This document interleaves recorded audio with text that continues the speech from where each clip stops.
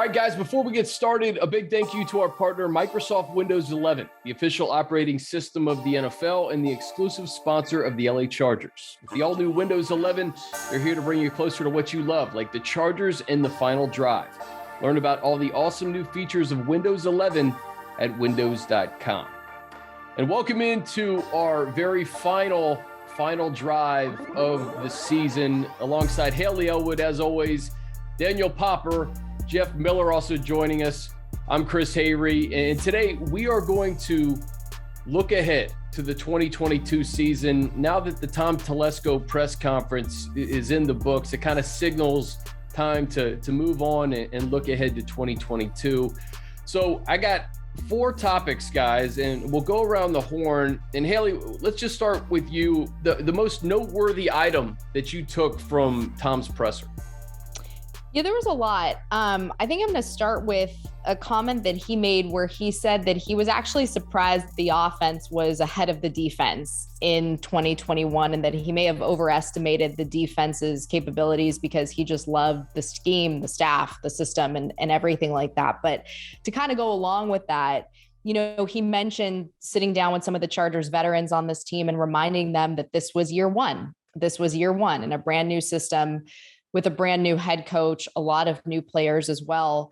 And that, you know, new stadium, even with fans at the same time, and that you kind of had to keep that into perspective. So when you look at the different units on this team and maybe their growth or maybe what they need to do to grow and take that next step, you are sort of reminded that this was a first year operation. And I think when you look back to at some of the losses that this team had this year, you kind of go back to that. You fell back to that. Like, okay, this was though the first time that Brandon Staley has been a head coach. This is a brand new offense for Justin Herbert. This is a very complex defense for these guys who are playing in that unit. So while it was a first year operation and while, you know, he said he may have overestimated where the defense was, it is now time to clean those things up and rectify those areas as we move forward to 2022. Yeah, I would echo the same thing. I thought it was fascinating that he thought the offense was going to be behind the defense in 2021, and that was just kind of flipped on its head. Popper, what about you? Yeah, I'll stick with that same answer because it was a long answer, but just the fact that he sort of took responsibility and gave that sort of sober assessment of the defense. And listen, I overestimated where we were going to be. And I'll spin it forward since this is the spin it forward portion of the podcast. It seems to me that this is an indication that the Chargers are really going to invest in this defense this offseason. And I know Tom Telesco said that it's going to be a complete look at the football team. And obviously there are things that they can do offensively, but considering all of the free agents that they have on defense, whether it's Uchenna Nwosu, whether it's Kaiser White, Justin Jones, Linval Joseph, you can go down the list. There's really an opportunity here to bring in a lot of new talent that fits into Brandon Staley's scheme and system, because that seemed to be an issue. Tom Telesco saying that, we really thought that Brandon Staley was going to be able to take the existing pieces that we had, with Derwin James, with Joey Bosa, and turn this into a quality defense. And that did not happen. And the transition into the new scheme did not go as planned. And so they need players in here that can really fit into the scheme. And I think there's going to be a significant amount of capital, both through the draft and free agency this offseason, invested into that defense to get it to a point where it's not one of the worst 5 defenses in football. Jeff, Tom spoke for an hour and 6 minutes. No shortage of topics, my friend. Not that we were counting or anything. I think, as Hayley said, he mentioned the offense. He thought the defense would be ahead of the offense, and it was the other way around. And that's just another pat on the back of Justin Herbert, right? I mean, they gave him all this new offense. He had to go through yet another system, and he figured it out so quickly and so well that we saw what the offense did. But yeah, you guys are right. The theme was defense. I think we all took away from Tom's availability there, and Popper's right too in that it's going to be interesting to see now what the players they bring in, either in the draft or free agency, whatever it is, what those players look like, what those defensive players look like, because we're going to see what this is going to be a chance now for Staley to really kind of handpick the guys that he thinks are going to fit what he wants to do. And we're going to see what those characteristics are. I mean, it'll be really interesting to see how he reshapes this roster. And it could be, there could be quite a bit of turnover. There are what, 5 starters, I think, are free agents. And so this defense could look a lot different just in personnel before they even take the field the next time we see them. Which is a great segue. And Jeff, we'll keep it with you and go back around the horn. Which free agent currently on the team do you think the Chargers need to make their top priority? And it could be a variety of the guys on the defense, somebody on offense. If you had to pick just one, though, Jeff, who would it be? Boy, that's a good, because you got Mike Williams, and everyone, you'd imagine this team without him is hard to think what this offense would be missing without him. I'm going to go with Uchenna Nwosu, just because he really flourished, especially the second half of this year. We saw him really develop, and both Brandon Staley and Tom Telesco have praised him and raved about him. I'm sure they'd love to have him back. I'm sure everybody wanted to have Hunter Henry back too, and that didn't happen. So you can't just go by, hey, we really love this guy, we could build around this guy, meaning they're going to bring a guy back. So, but I think I'd love to see Nwosu get some more time in the system and have a chance to develop even more, because that last game, against the Raiders, he was phenomenal. And I think it was interesting. He and Mike Williams, I think, were probably the 2 guys that stood out the most. And now here we are, a couple of weeks later, they're the two of the most prominent free agents on this team. So it'll be interesting to see. But there's a lot of questions that we're going to have answered on that front. And I guess Uchenna would be the guy I'm most interested to see what happens with. Jeff, that's a great point. Those 2 guys. And another thing that kind of going back to what Tom said, just the way that Mike Williams played at the end of that Vegas game and just how much he poured into that game. Had they won, he said it would have been something that they talk about for a long time. Popper, what about you? It's an interesting exercise because we talk about the defense and guys that do fit Staley's scheme, and obviously want to keep those guys. But on the other side, you have a wide receiver who has shown to be much more than just a guy that catches jump balls. Yeah, I think Jeff was right on it. I think those 2 guys are 1A and 1B in terms of priority. What does this offense look like without Mike Williams, considering his role in it? This season, they obviously expanded his route tree, getting him the ball more in the short and intermediate areas of the field. And he put up massive numbers. He's durable. He's an explosive play waiting to happen.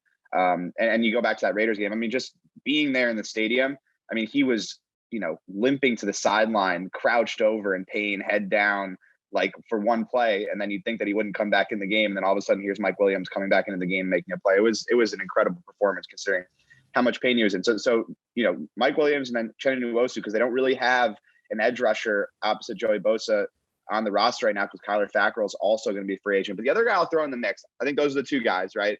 But the other guy I'll throw in the mix is Justin Jones, because the Chargers have to completely overhaul their defensive line this offseason.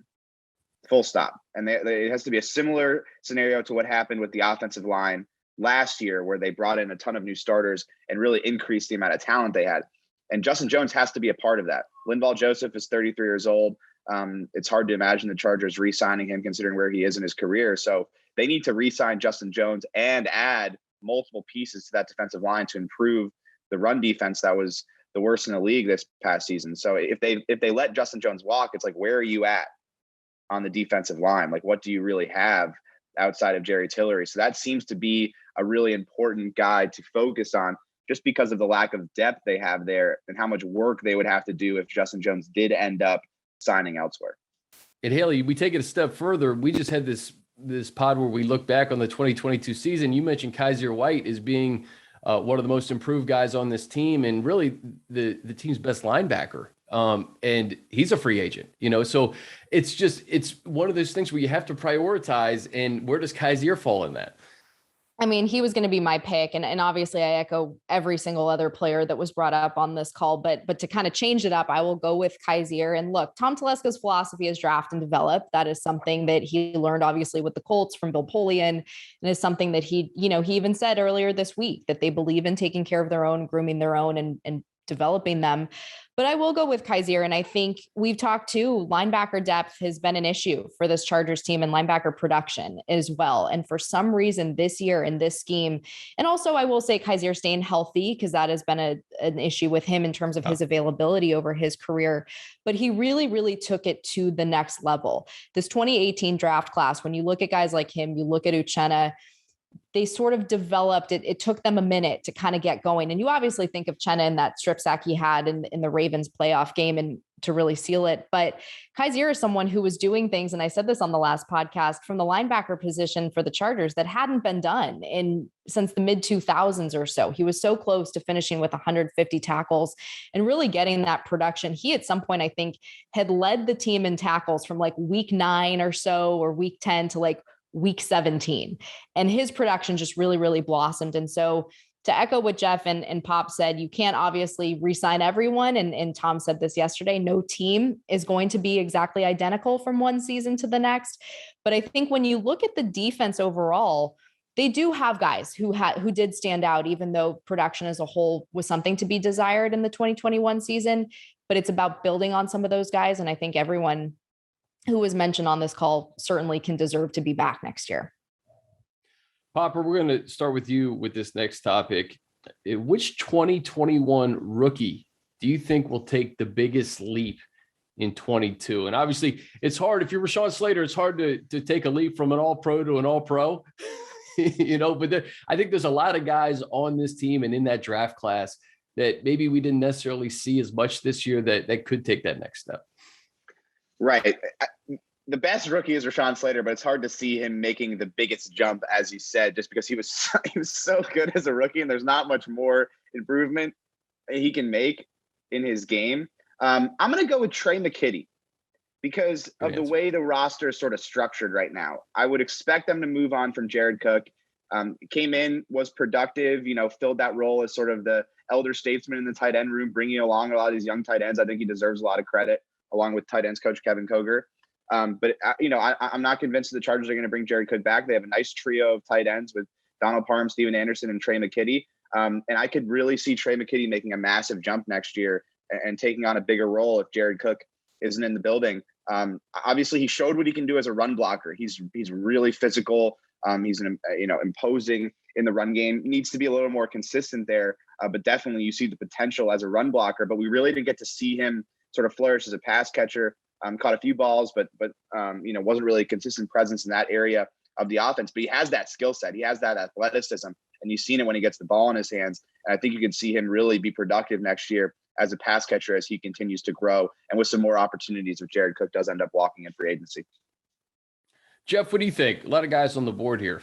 Yeah, that was a great answer, because he left what I thought for sure he was going to say is Joshua Palmer, who, we talked about Mike Williams, who knows where that's going, but, we saw flashes from him all season, things he can do. And I think the expectation is that he's kind of, he's sort of this Keenan Allen-ish route runner. He's kind of aspires to be that. We obviously started to develop a little bit with Herbert and Herbert's trust. And, he had the huge touchdown at the end of the game, in week 18. So, that's a guy, and a lot of these players, Hayley mentioned it with Kaiser, it's an opportunity. And I think he's a guy who is in a position who could have quite a bit of opportunity next year, depending on what happens with the rest of the wide receiver situation. But I think he's a guy that the Chargers are looking at right now thinking, hey, this guy, we need this guy to be more, next year, to develop and to become much more of a every down guy out there who Herbert can trust and the offense can trust and Joe Lombardi can trust. And I think he has that ability. And I think he seems, from what we can tell and what we're told, that he does seem to have that work ethic and that desire. I mean, that whole thing with, him trying to emulate Keenan with his route running and stuff. When wide receivers are looking at guys like that and trying to break it down and trying to be like that and be technicians like that, it's when you can combine that with some ability, which he certainly has, it's usually a good sign. So I'm going to go with Palmer, and just to I think it would be a huge step for this team too if he can step forward. So I'm going to go with Josh. Two good ones. Hayley, good third coming up. I'm going to go defense. And I think obviously you look at Asante Samuel Jr. and he obviously was hindered by the concussions this year at multiple times. But I go back to that acrobatic interception that he had on Patrick Mahomes, I believe, and just how ridiculous that was. And Brandon Staley said it is hard to start cornerback, at cornerback as a rookie in this league. But seeing someone like him, and also I'll take it too and go down the draft class and pick Chris Rumph as well. And I was actually able to catch up with him earlier this week and just talk to him about the complexities of this Brandon Staley defense, because that was a word that we heard used a lot to describe it. And he said he enjoyed it and really enjoyed kind of learning and growing. And as a young player, it was really important for him to kind of come in and do that. We saw, when we kind of go back to that 2018 draft class, we talked about some of those guys, the Uchennas, the Kaiziers, sort of coming along and developing and really taking it, it might have taken them a little longer to kind of get going, but maybe this is the right fit for a lot of these guys. And so seeing some of those defensive young players, this team's got a lot of free agents on the defensive side of the ball. So they're going to need some of those young guys to really step up and elevate their game as they move forward. I think the fact that we all have different answers and it's kind of a testament to where we think this draft class can go. I'm going to go with Brendan Hymus because we didn't get to see him at all this year. And Staley was steadfast in saying that he wanted to make it right for Hymus. And you hope that 2022 is right. And it's the right time to see what he can do. And there may be an opening at right guard. There could be a starting position there for Brendan Hymus if he's ready for it. And, we just saw snapshots of him in the preseason next to Slater. I remember that Rams game, and albeit it's so early and it's preseason, but you saw flashes of what he could potentially be across this offensive line. So I'm really interested to see how much they value him going into off-season workouts and training camp, and if he's a potential starter in 2022. All right, what do we have next here? This is the final one. What offseason move or moves will make this Chargers team a championship contender in 2022? And I say championship contender because in mid-December, had they won that Chiefs game, they very well could have won the AFC West, and they lost it in overtime. So, Jeff, why don't you start with this one? Wow. Because this has been such a defensive theme, and Pop's over there smiling because he's waiting to see. He's waiting to form his answer based on what it's going to be much better than what I say because it's don't overthink it, Jeff. Don't overthink it. So don't overthink it. You know what? I'm gonna stick with this, and I'm gonna say right tackle on offense. I'm just gonna go offense. I think the Chargers they've got 60% of like a really good offensive line right now. Center, we know how good Corey Linsley is. The left side with Matt Filer, and you've talked about Rashawn. I mean, that's the base of what could be a really good offensive line. Now the right side, if they could get a couple of pieces on that right side, they could be one of the best offensive lines in the NFL. And you think about saying that a couple of years ago about the Chargers. I mean, I've covered the team for 4 years, and the offensive line has always been an issue until they got a lot better this year. So I'm going to say right tackle, and I think if they could get somebody to man that spot, and who knows, a right guard, there's some ways you can go there, but if they could get a right tackle that's a legit top line like right tackle, all of a sudden now that offensive line, and just imagine Justin Herbert with a little more time and what he could do. And so I'm gonna put aside the defense, and I'm gonna go with the right tackle. Good answer, Hayley. I will let Popper take defense, but I'm going to add another offensive note, and that's bolstering the run game. And it was something that Austin Eckler obviously shouldered a very heavy load this year. And Tom Telesco mentioned that he shouldn't have to. We should be able to rotate some other guys in. And you kind of saw this unit growing and developing as the season went on. Justin Jackson, obviously, and we've all seen it. When he's healthy, he's capable of really, really being that guy to shoulder that load and really take that run game on. But finding consistency there, because it was very inconsistent throughout this season.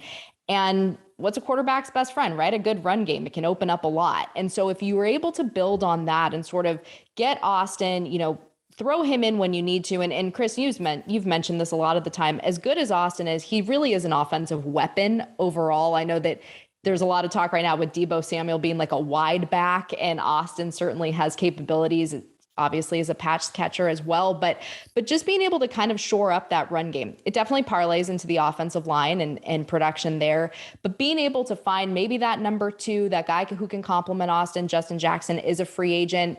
Be it they drafted Larry Roundtree last year. That's another guy, and Joshua Kelly a couple of years ago as well. So really bolstering that unit, I think, can help them become a more complete offense. We know what Justin Herbert can do, but really make them more well-rounded. I agree. And I think having a 1-2 punch to go with Austin consistently helps with time of possession, helps keep the offense and Justin Herbert on the field a little bit longer, and helps keep that defense off. And speaking of defense, Jeff and Hayley have given Daniel Popper the entire unit to work with. And Popper, keep in mind, this is a 30-minute podcast as you go. All right. So you're saying I have 30 minutes? No. Because I have a 17-point plan. Let me start at the beginning. No, I'm kidding. No, The Popper plan. I won't get into it. I'll save that for the Athletic. No, one thing I will say, the right tackle, right side of the line situation and the running game situation, I think those two things are aligned. Because if you look at the splits, like they were averaging like 6 yards a carry running to the left side of the line behind Corey Lindsley, Matt Filer, and Rashawn Slater, and they were averaging like 3.2 yards a carry running to Jeff the right and Hayley side. were working together with that answer to make it a more complete offense. Like, I think the inconsistencies with the running game, a lot of it was just like how much better the left side was the right side, and the Chargers became kind of predictable because that's where all their production came from. And listen, they need a right tackle. You go back to specific games that they lost because Storm Norton was really struggling in pass protection. You can start with the last game of the season. How does that game go differently if Storm Norton doesn't allow 11 pressures, and gets dominated by Max Crosby, sort of what happens there. But I feel like it has to be defense, because when I went back and I, sort of looked through this season and tried to come up with an answer of, okay, what happened here? It was the defense. I mean, the Chargers were top 5 in every single statistical category offensively. Like, I don't care if you like analytics. I don't care if you like basic counting stats. Like, however you look at it, this was one of the best offenses in football. Defensively, they were bad. They were just straight up bad. They could not get off the field on third down. A lot of that was run defense. They weren't good enough in coverage. They didn't get enough pass rush, like down the list. They weren't good enough in the red zone. You can really go down the list. They really didn't do anything well besides like forced fumbles. That was the one thing that they did well, and they didn't even recover enough of those. So you can't even put that as a feather in the cap. They need talent defensively. And so it needs to be a full-fledged investment in that side of the ball so that Brandon Staley's scheme can actually come to life, can actually express itself, to use his own term, because we did not see that this year. He didn't have the players to get it done. I don't think he had the talent around Derwin James and Joey Bosa and Kaiser White. I don't think he had the necessary depth to weather injuries. And we saw that with how this defense performed. When you have a top 5 offense in football, it's really hard to miss the playoffs. It's really hard to miss the playoffs, because that's how the league is designed, is to put great offenses in the playoffs so that they can play in front of the entire world. And you have to have a really bad defense, and they have to struggle on special teams to leave an offense that good out of the playoffs. And that's where the focus has to be. It's adding defensive linemen. It's adding another edge rusher. It's upgrading at nickel corner. It's adding safety depth. And Jeff has said this before, they could add players at every single position group defensively, pretty much outside of inside linebacker. And so it has to be a full-fledged investment in there. That's how this team makes the playoffs next year, is by improving significantly on defense and maintaining this level of offense. That's the recipe. Yeah, we have a little bit of a lull, and then we get right into free agency and combine and draft. And in the next 3 months, this team may look markedly different from the version you saw in 2021. Appreciate you guys breaking it down with us. Jeff Miller, LA Times, Daniel Popper of The Athletic, and as always, Hayley Elwood joining me on the final drive. Like I said at the top, this has been the final drive, and we'll have much more as we get into the combine starting the first week of March, getting you ready for the 2022 season.